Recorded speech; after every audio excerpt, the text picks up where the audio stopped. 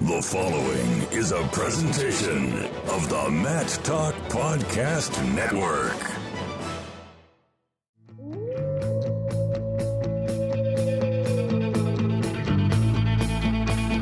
The mind of Pat Popolizio is a wondrous thing.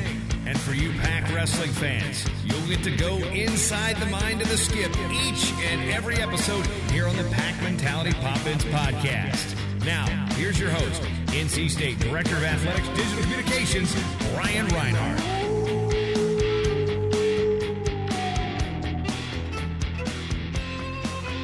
Welcome back, listeners, and welcome to the Pac Mentality Pop-Ins podcast NCAA Championship Preview.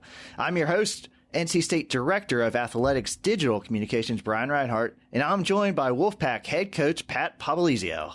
Good afternoon, Brian. Pat, glad to be back in your office for the first time in weeks. No, I actually say make that months. We did not tape a weekly edition of the Pac Mentality Pop-Ins podcast. I wanted to wait until the 2018 brackets are out, but now that we know the Wolfpack's NCAA participants and all the brackets, we're back and ready to provide a very in-depth look at the 2018 NCAA Championships that will take place March 15th through the 17th in hopefully sunny and warm Cleveland. Pat, for wrestling fans, this is the best time of the season. How is it for you coaches? Oh, this is the best time of the year, no doubt about it. This is what the excitement is all about, coming down to the end here, and some of the best wrestling all in one weekend. So, like you said, we're going to sunny Cleveland, so it should be a great weekend for wrestling. I think you got mad at me in one podcast. I asked you why it was always up north in the cold, and you told me that's just where it is. So I'm ready. I got a brand new jacket. We got to get in Raleigh. Actually, that would be great to see this event in Raleigh. Yeah. Maybe we'll get it there someday. But before we jump into talking about the Pac's road to both a team and individual trophies, let's take a few minutes to recap the 2018 ACC Championship. NC State placed second as a team, falling 8 points short of Virginia Tech. NC State had three individual champions, Sean Fausz at 125, Hayden Hidlay at 157, and Pete Renda at 184. NC State also had a pair of other finalists. Pat, all 10 of your guys wrestled either in the finals or for third place, and 9 of the 10 secured NCAA automatic bids. So with those results on paper, I still think it's safe to say the team came back a little disappointed with the overall result, and I know you're hoping this fires them up even more for the NCAAs. Yeah, no doubt about it. You know, our goal was always to be at the top and go out and win. It was didn't happen, and that's because, you know, we got great teams in this conference right now, and that's good. I think it prepares all of us, you know, in the ACC for what we're going to encounter here at the end at the NCAA tournament. So we gotta look at the positive with this and keep moving forward. But, you know, we did have some great things happen at the ACC tournament, and more than anything, I think it got us that much more ready for what we need to be mentally and physically focused in on going into the NCAA tournament. So that's our takeaway for that. And hats off to Virginia Tech for coming out and winning that tournament. They wrestled extremely well and hard, and you knew it was going to be one of those real tight team races, and the whole conference itself continues to grow. So it's good for ACC wrestling. And maybe from my perspective, it seemed that bonus points were a big determination of that team title. You brought up many times how NC State needs bonus points in tournaments, but at the ACCs, NC State was not able to secure any. So after being back in the practice room, how have you reiterated that point moving into the NCAAs? It was more of guys being ready for everybody's best matches, and that's something maybe we took for granted. Was we were wrestling during the season, you just come out, expect to win, show up, and you do that. And then when you're wrestling a guy for the second time, you know, some guys made some great adjustments on us, and we didn't make ours, and it cost us in some matches, and in other matches it cost us bonus points. So it was good for that to happen at the ACCs, and I'm sure we're going to be in the same situation at the NCAAs where we're going to be wrestling a guy we saw earlier in the year, and we need to make the adjustments in our favor, and that's something I think we're going to be able to do and be ready for this time. And after the ACCs, NC State already knew it had 9 automatic NCAA qualifiers for the 2018 NCAA Championships, which is the new school record, a theme our listeners will pick up on in the next few segments here. But over the last 3 seasons, NC State has qualified 27 of the 30 possible starters, another school record. And Pat, at the beginning of the year, one of your team goals is to qualify all of your starters for nationals, and pretty impressive rate over these last 3 seasons. Yeah, that's I think what the standard now is what we're zoning in on and expecting guys that are coming here to compete for us. That's the starting point, is to get there. Ultimately, if we're putting our goals to win a national title and be All-Americans, those things are going to happen along the way. So continuing to grow on that. And like you said, 9 out of 10, it's a pretty solid, automatically all qualifying. And some guys stepped up to the plate and overachieved at the ACC tournament and locked their spots in. And, obviously we had one disappointment at leaving one guy behind. And it's just unfortunate because, it would have been nice to have all 10 there. But we'll be able to take everybody as a team still, so it'll be good. And once those brackets did come out, we found out that NC State had 7 of its 9 participants receive a national seed, which is being in the top 16 at each weight class. Just a slew of new records here as well. The 7-seeded wrestlers this season's a new school record, as is 5 NC State wrestlers all seeded in the top 5. Another school record, you guys had 18 seeded over the last 3 seasons, the most ever in a 3-year span. So again, you have qualified the guys the last 3 years, but you also put a lot of them in good position with a lot of national seeds. Yeah, that's a good starting point. Obviously, you can't sit there and overanalyze anything because it's going to change, forward and backwards as the tournament goes on. Guys are going to hit each other that were seeded 1 and 2, 3, 4, wherever it is, whether it's in the championship finals or in the wrestle back round somewhere. Crazy things happen in this tournament, but, I'm just happy and excited for our guys to have the opportunity to go out and accomplish their goals, whether they're the 1 seed or the last seed in this bracket. They need to go out there and take one match at a time. And before we talk about the PAC's lineup at the NCAA Championships, I wanted to ask you about the process. Maybe your hashtag trust the process has come in handy here, but we've gone over NCAA allocations, and those resulted in automatic bids for all the conferences. Then we had 47 at-large bids to bring the field to 330. And those were selected through a formula of criteria over the past season. So that brings us to the brackets. Can you tell us how seeding the top 16 at each weight works, and then how the rest of the field falls into place? Yeah, that's a, hats off to the committee, because that's not a fun job to do. You could sit there and overanalyze every weight class and argue why one guy should be where they're at, and at the end of the day, it's people getting behind the numbers. And they have a system in place, and that's what I like best is, they're rewarding guys that are having tough schedules and guys that have, they take a whole formula and percentage on, common opponents, strength of schedule, coaches ranking, where they finished in the conference tournament. And I think obviously guys that are undefeated right now, it's hard. You got 3 guys that are undefeated in a weight class. I don't know how you sit there and seed it outside of who's got the tougher schedule at the end of the day and who's put themselves in the tougher situation. So it looked like this year that the committee rewarded guys that wrestled, most of the year and finished out the postseason. And I don't know the justification behind some of these seeds, and I don't want to overanalyze anything, but focusing in on our guys, I think we're in a good spot, good situation, and again, happy to have the opportunity to go out and attack our goals.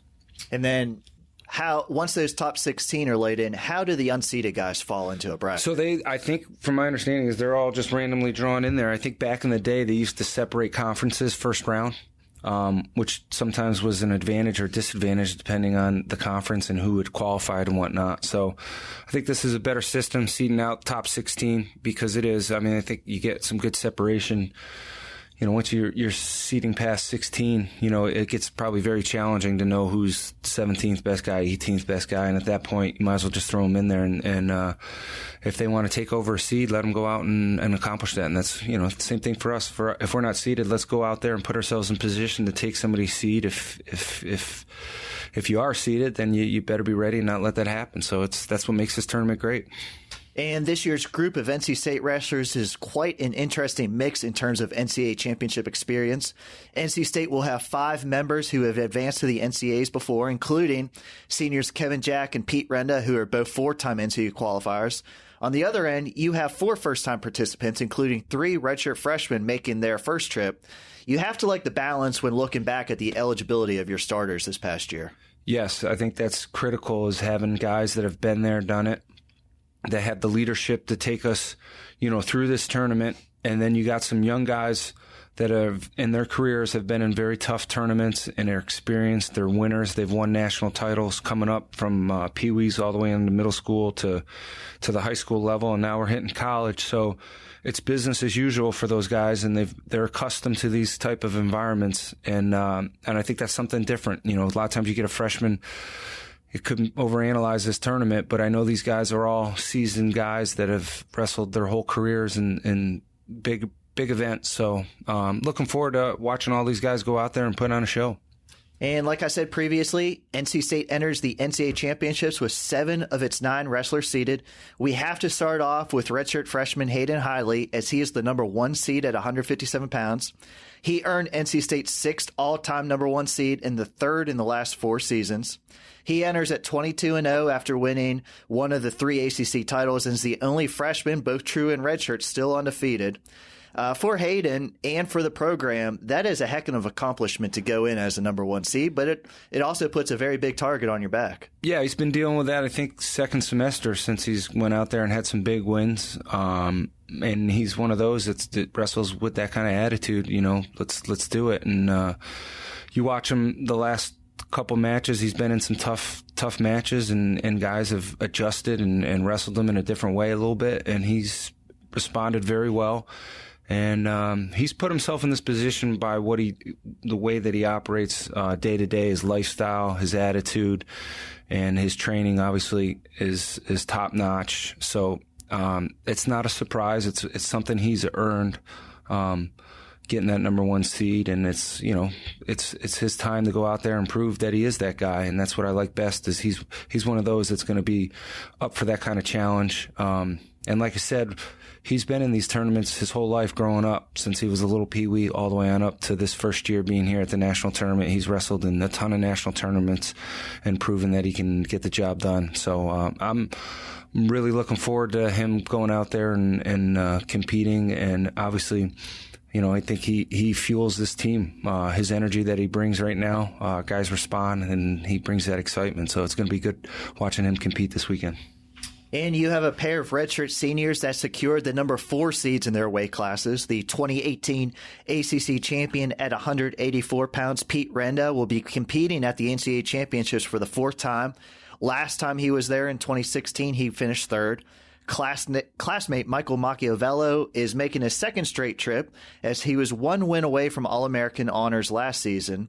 Those two know this is their last go-around, but they both put themselves in very good position based on their results leading up to now. Yeah, Pete going out and getting an ACC title, thought was great. I thought the way that he wrestled and his composure was top-notch there as well. And he's shown that his best wrestling is saved for the postseason, and that's what he's going to have to do moving forward for the national tournament. It's the best I've seen him wrestle has been at the national tournament over his career.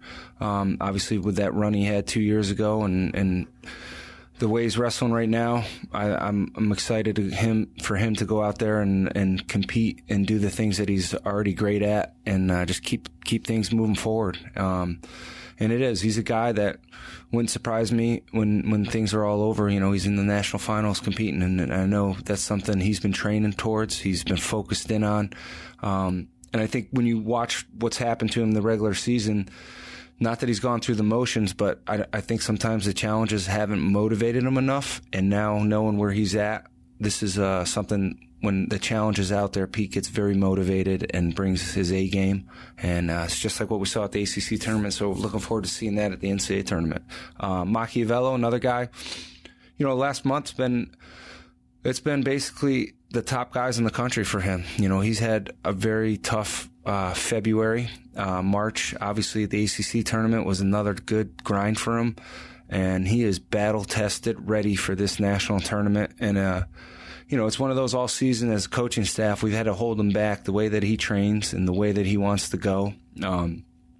We've had to be very cautious because he trains extremely hard, wrestles a very hard pace, and he's not afraid to let things fly. So, you know, we've been very cautious on his training and keeping him held back. And in the last 2 weeks, we've let him cut loose on some things, and it's shown that his style of wrestling is made for March, and he's fueled off of some of the things that have happened to him in the past. So I know this NCAA tournament is going to be his best wrestling, and he's mentally zoned in on it and probably more ready than ever to go out there and compete and put himself in the national finals.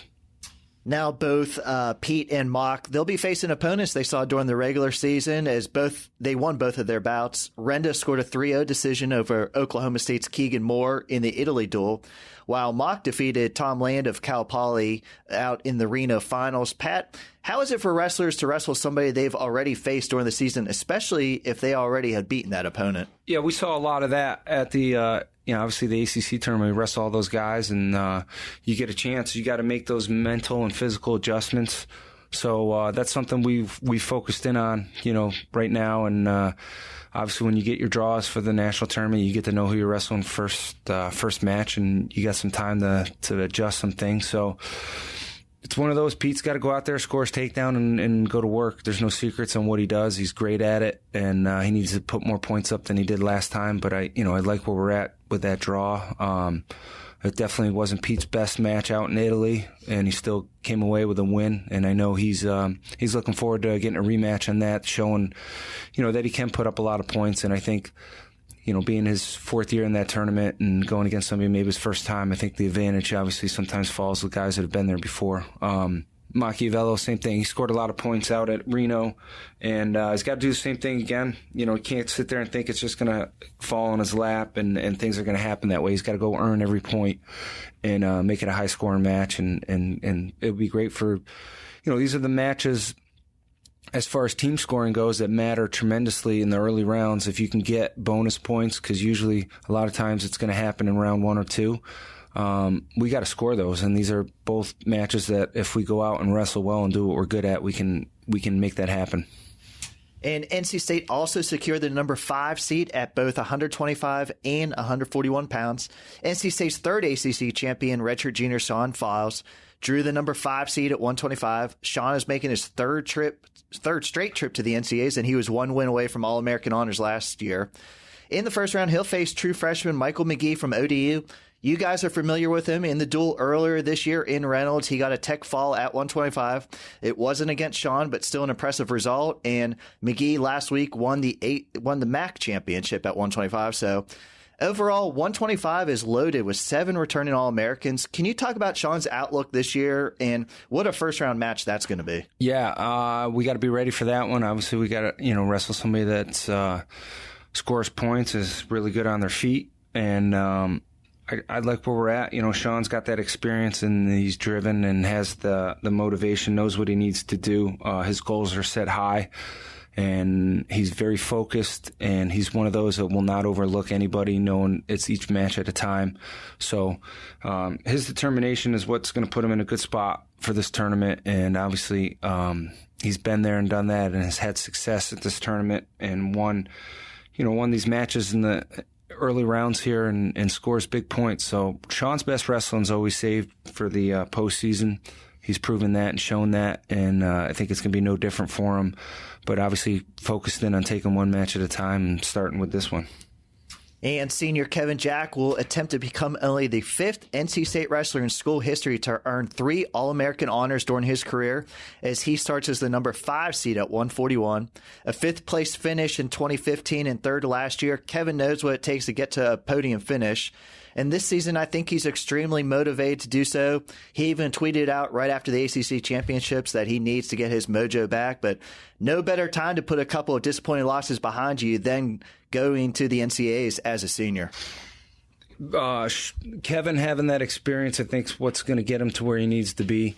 He's shown in the past, he's gone in there unseeded and placed very high. He's gone in there seeded very high and hasn't placed. So I think we're back to where he's one of those, and now he's got that chip on his shoulder. And, we talked about it the other day. There's some parts of the season that were disappointing to him. I'm sure, the ACC's motivated him more than anything. And we talked about it, to accomplish what he's set out to do is really still out in front of him. And it's not anything that he's got to overthink or overanalyze, because the way he wrestles and what he's capable of doing when he's on his A game is very hard to beat. And that's something that he's got to flip that switch now, and just his intensity is going to go up. His attacks and what he's good on top. Got to stay the course on everything that he's doing. But I like his demeanor for the postseason is what you want out of an athlete. He knows the big picture. He sees it. He's been there. He's done it. And I think mentally he's in a really good spot. He knows, that he didn't wrestle his best the last few weeks of the season. And, it was a good experience for us to know 2 weeks change everything. Week to week in the sport, you make adjustments and you adapt and you move forward and you learn from the mistakes that you made. And we've been able to do that. And now we got to go out and just let things fly and stay relaxed and know that we're still in a good spot to go out and win this national title that he set out to do from the beginning of the year. And that at 141, if you told me we were blind drawing it, I would be totally fine with it because that weight class does not matter where you're at in that bracket. There are 15, 16 guys that can make the national finals, and I truly believe Kevin Jack's one of them. At 149, redshirt senior Bo Donahue will be making his first trip to the NCAAs in his final season with the Pack as he is the number 14 seed. Bo had to fight for a starting spot and showed great determination almost all throughout his Wolfpack career and getting that spot. And I know you would like nothing better than to see him put together a run at the NCAAs and just to see his persistence pay off with a top finish. Yeah, Bo's career here, I think you hit it on the head. It's been something he's had to work towards constantly, whether he was in our lineup or, we were getting somebody else some mat time and we were switching week to week. He's been one of those guys that's been a team player and never got off course. And this is very rewarding to see him have this opportunity now to go out and leave things in his hands and attack being, what he set out to do. And he's in a really good spot. I think his style of wrestling is very hard to wrestle. And, it's one of those where if you're trying to scout a guy, you're going each round. And that's what makes the national tournament exciting is you don't have much time to make these adjustments and train week to week. A lot of times during the season, you got all week to get prepared for a guy. And at the national tournament, you're in the morning wrestling one match and coming right back at night doing another. So it's going to be fun to see. I think his style is made for this tournament, and exciting things are ahead for him. Also earning a 14 seed is heavyweight Michael Boykin. Boykin is making his second trip to the NCAAs, but his first since 2016 and his first at heavyweight. Quite a season for him. He also had a fight and claw to earn that starting spot. And during the season, he racked up 5 ranked wins, including a pair over 2 wrestlers who are both top 7 seeds at heavyweight this year. How motivated is he going into his final college tournament? Yeah, that's one. He's got to see himself knowing that he's beaten some of the top guys at his weight. He could very well hit one of those guys again in the early rounds. So he's in a good spot. I think his style of wrestling is very challenging for a lot of guys, especially at heavyweight. And he's got all the tools he needs to go out and accomplish his goals at this tournament. And no better way for him to finish off his career, leaving here with wins at the national tournament and getting himself on the podium. He's very capable of doing that. And I like the effort that he's been putting in over the last couple of weeks in training. And now we got to carry that over out there when we're competing. But I think Boykin, the bigger the tournament, a lot of times the better he's been wrestling. And I think Scuffle was a good indicator of that because that was a mini nationals for him and he had a great tournament. And we need to treat that, this just like we did with the Scuffle and go out there, relax, open up and score points. NC State will also have a pair of redshirt freshmen who are not seeded, but both are coming off very good ACC championship runs and will be looking for some upsets in their first NCAA trip. Tariq Wilson returns to his home state of Ohio to compete and drew the number 5 seed at 133, while Daniel Bullard will have a rematch from an earlier match against number 14 from Oklahoma. Can you talk about both of their seasons? Here at the end of the year, how is their outlook for their first NCAA experience? Should be exciting for Tariq being in his home state, going out there. His style of wrestling is very challenging to wrestle, so he's dangerous. That's one of those things at any given time. He's proven that he can go out there and beat the best guys in the country, so this is a good challenge for him, and I like where we're at. I like this matchup. I like, the improvements that Tariq has made over the season and the adjustments that day to day that we've been working on, I think is going to put him in a good spot. But yeah, being in his home state, got to go out, relax, wrestle and enjoy and take advantage of this opportunity. Really like where we're at with Daniel Bullard. This, to me, is probably one of the best matchups you could ask for. More on the improvement. So we get to wrestle somebody the very first match of the season, and now we get to wrestle them at the very last competition of the year. And I want to see the improvements that we've made as an athlete, and no better way to do it than going out there and getting this test. But he's, I told him at the ACC tournament, his improvements that he's made throughout the last month have been tremendous, and that's why he put himself in position, revenge the loss, and we need to do the same thing. We go out here and wrestle. Let's let things fly, be aggressive, and go out and get this first win. For this week's guest, I stopped by after practice and snagged a pair of 2018 ACC champions as I sat down with both Sean Fausz and Hayden Hidlay.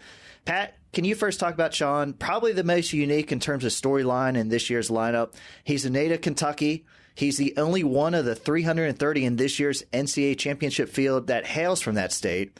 Can you tell us, how did you find him? Because Kentucky isn't necessarily a hotbed for high school wrestling. Yeah, that was one of those, just at the time, Jamil Kelly was here. He was one of the cadet world teams, so he had a little bit of a relationship going with Sean just being on those teams, coaching them. And then I know Beasley had a connection with one of his youth or high school, middle school coaches. So there were some unique connections starting out in that way, and then with time building that relationship with the rest of our coaching staff. And I think at the end of the day, Sean realized philosophy-wise this is kind of what he was looking for. And obviously being an engineer major, this is a no-brainer for him. And it's been a tremendous fit because he's everything you could ask for out of an athlete. And that's why he's had the success he's had. He's very disciplined, very hardworking, just, he's a little old school tough. He's just, when we branded our program, these are the kind of guys that I envisioned having in our lineup. And Sean Fausz is one of them. Because when we go to war, he's the guy you want in your lineup. And just, he's one of the toughest people I've been around mentally, physically, and very driven, very self-motivated. And that has helped get, other guys in position for that. It's one of those where our team has fueled off his energy and got tremendous respect for what he's done for this program. And Hayden is somebody you could not wait to have in your lineup after his redshirt senior last year. His results thus far have not disappointed, resulting in the number 1 seed at 157 pounds heading into the NCAAs. How have you seen Hayden grow over the last 2 years? Yeah, he's one of those guys. When we were recruiting, we envisioned him right away. Obviously we went through that redshirt year to get him a little more primed and ready. But we knew in his time here at NC State, there, whether it's his freshman year, sophomore, junior, he would be in position to win a national title. And the reality is he's, it's here and it's time. But, he's the same thing. We have a philosophy in place for kids that we recruit. And as we go through the process in the recruiting, it's these guys understanding the vision, and it's the same thing. I think he mirrors the mentality of what we're trying to accomplish as far as the culture of our program. And that is what gets dangerous and contagious, is when you fill this room up with guys like that. And, he's one of those. He's just very, very focused on everything that he does. He's very intense at the same time in a good way. But just does everything that you can ask for out of him. He's very coachable and very likable and very humble. And, you listen to him in his interviews. He's a smart kid, and he knows what he needs to do. Sometimes he's a step ahead of the competition. And I think that's what makes him great, is he knows what guys are trying. It was a little bit like Wisdowski. Sometimes these guys are able to step back and look at, all right, if I'm trying to beat myself, what would I do? And then they fix that when they're out there competing. And that's something I see out of Hayden, is he analyzes some things like that at times and is like, all right, this is what I need to do so guys can't do this to me. And I think that's what makes him great. And I think this is why he's in the position he is, and he deserves nothing but success, and he's just got to go out and get it. So, wrestling fans, we will have a slew of coverage of the 2018 NCAA Championships from Cleveland. Just follow us on Twitter at PackWrestle for all the updates, including all kinds of previews and, of course, live updates from the matches. We're also taking the podcast equipment on the road as well and should come back with some interesting interviews all the way from former Wolfpack wrestlers to Hollywood celebrities. You just never know. So even though the season's coming to an end, the Pack Mentality Pop-Ins podcast will keep going strong throughout the season. Pat, thanks for breaking down the entire NCAA field. I know so many Wolfpack fans will be paying attention to what's going on up in Cleveland and hoping the Pack can bring home a lot of hardware this season. Yeah, that's the goal. Looking forward to the weekend of competition and coming back here with everybody excited and happy for accomplishing what they set out to do. We are now joined by a pair of 2018 ACC champions, and usually I introduce our guests, but with you two, I get so many questions about how to pronounce both of your last names, so this might be a little awkward for an intro, but both of you tell our listeners and all the TV announcers that constantly ask me exactly how to pronounce your last names. State's 25-pounder, Sean Fausz. And I'm the 157-pounder hailing from Lewistown, Pennsylvania, Hayden Hidlay. Very impressive. You guys nailed those pronunciations. Pat gets them wrong every time, so I'm glad you guys set this record straight. But I'm going to start with you, Sean, first. Going back to your pre-NC State days, you came to Raleigh from Alexandria, Kentucky. And I think it's safe to say that state, for all the college sports it's known for, wrestling might not be one of them. So tell us about high school wrestling in Kentucky, where you were a two-time state champion, and how did you end up at NC State? So I represented the U.S. at the cadet level in freestyle, and one of my coaches on that trip was Jameel Kelly, one of the assistants back in the day. So that was the main connection I had with NC State. And how was the sport? How is high school wrestling in Kentucky? We hear so much about PA, North Carolina. How is it in Kentucky? So Ohio is another really good state in wrestling, and Kentucky's kind of been trying to catch up to them since they're our northern brothers. And so we're seeing some progress, and it's making its way. Okay. And everybody that asked me to talk about the team, when they ask about you, they describe you tall, lanky. I think that's a good way to describe. I know the off-season and season are a bit different, but what would you classify your walking around weight as? During season, I walk around at 140, maybe a little below. Can I ask you about the off-season? Off-season, 55. Okay. So how difficult is it to maintain during the season and get below 125? It's a process. It takes some time, and it can be challenging, which is why you don't see me out there every duel. But and I was going to say, so do you have a favorite cardio machine of choice that you use, or what's the best way that you cut weight? So I love jumping on and off stuff. So I go treadmill for a little bit, and then I go stair stepper, and basically I just alternate between those two. Jumping on and stuff. I thought you were talking about going to like a Balance Park or something like that. Nah. Just normal. Okay. So see, this season was very different. As all three of your seasons so far, in 2016, you were the everyday starter at 125. Last year, you started at 133, then made your way down to 125. And this year, your schedule was very limited, and you just became full-time over the last month. How much of a challenge was it this year not to spend so much time in duels, but a lot of time in the practice room instead? It's hard not to wrestle all the time. You see your teammates and they're traveling and you want to join them, but you know that it's better it's the best process is what you're doing. So I was going to say, I would say that decision by the coaches and yourself has paid off. You've been ranked in the top 5 in every major poll dating back to January. And after reaching the ACC finals your first 2 seasons, you won your first championship this year. How gratifying was it to take home that individual title? It was a lot of pressure off my back, I guess, in a way, to finally to get on top of that podium. And it was definitely a challenge. You had a top 12 guy in the finals, not looking ahead in the brackets, but you could face that guy again. But definitely a real challenge for you in those finals. And you really came out with a 4-0, pretty much dominated when you got on top. Yeah, I had a lot of confidence going into that match. I just knew I'd just go out and wrestle my match and it'll end the way I wanted to. And you enter the 2018 NCAA Championships as the number 5 seed at 125, and it is a loaded weight class. I think there's 7 All-Americans returning in that weight class. What will it take for you to earn All-American honors this year? Just keep doing what I've been doing all year. Don't have to change anything up. Now, when me and Pat were talking about the preview early in this episode, I saw your draw might be one of the toughest in the entire field. You open with freshman Michael McGee from ODU. He won the MAC conference title, and earlier this year he was in Raleigh, and you guys got to see him in a duel. That should be a great first-round matchup. I don't want to ask you how you're going to attack it, but what kind of a challenge is it for you? Just like the other 32 guys there at the tournament, he has a right to be there. So you know he's going to be a quality opponent, and you can't take him lightly, can't take him for granted. And before we get you out of here, we have to talk about school. You are a student athlete. You are majoring in electrical engineering and have been an academic All-American during your career. What exactly is that major, and what do you see yourself doing with that degree post-NC State?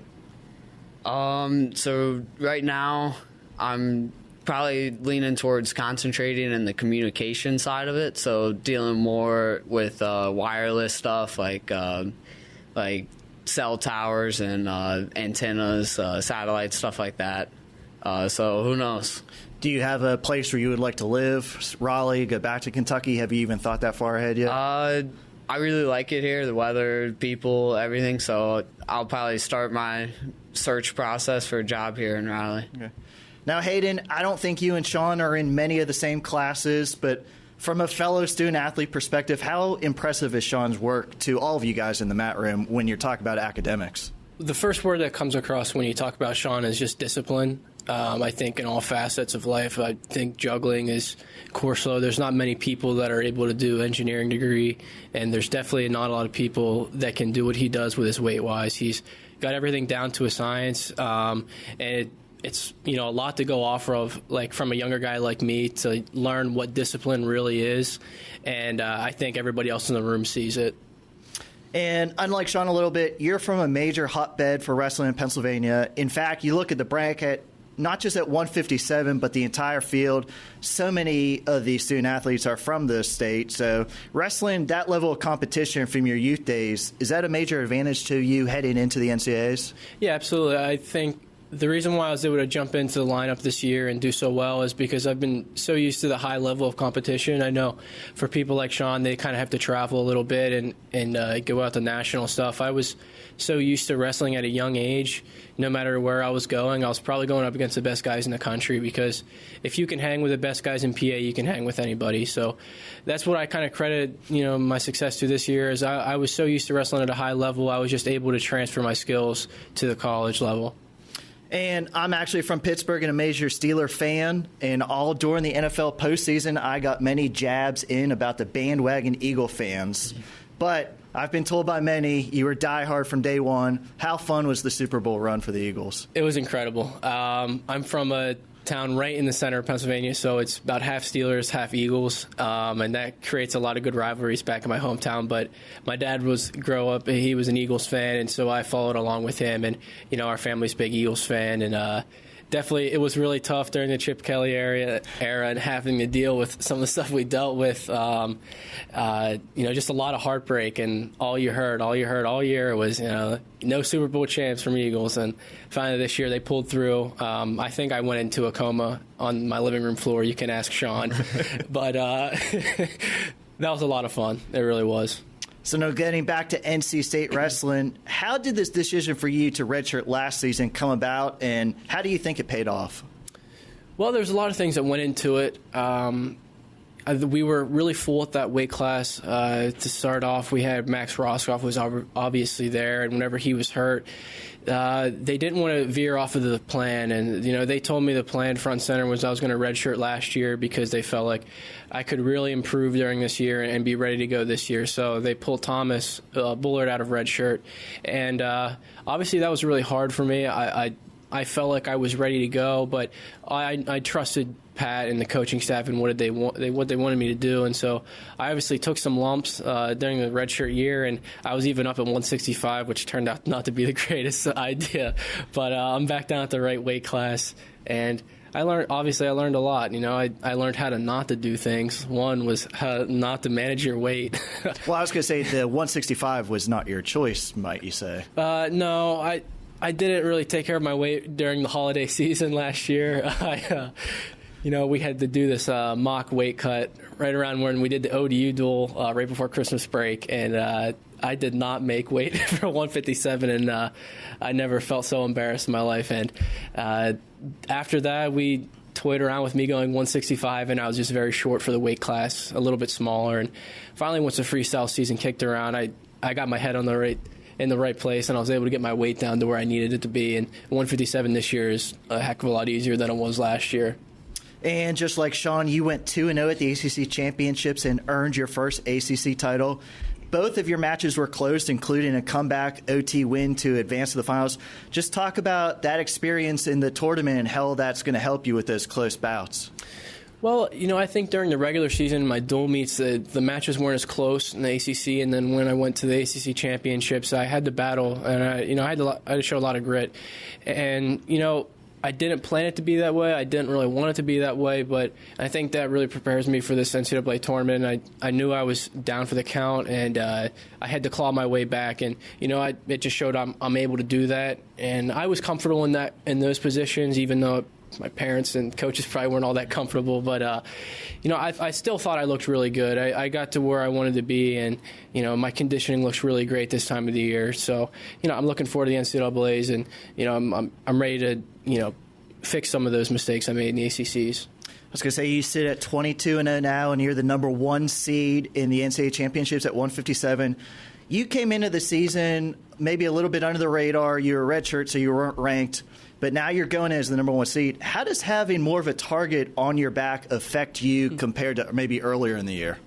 So earlier in the year, I had none of this. I had none of the accolades. Nobody really knew who I was at the college level yet.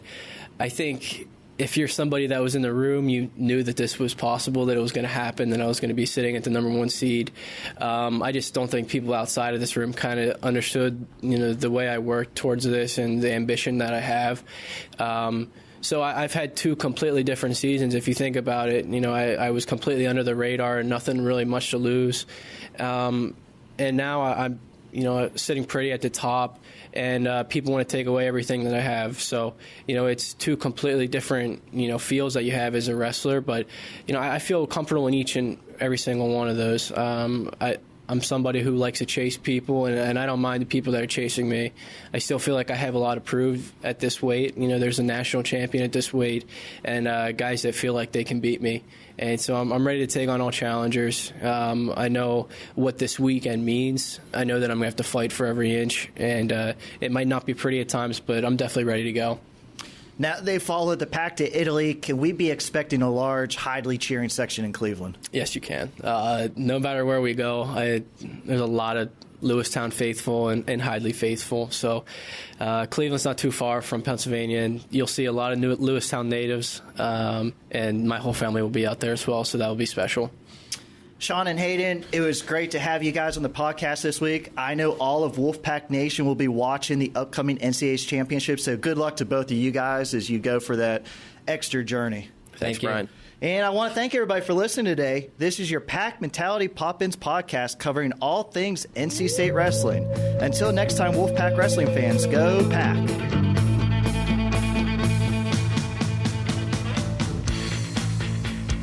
Mentality Pop-Ins podcast is produced by the Mat Talk Podcast Network. For more wrestling podcasts, go to MatTalkOnline.com.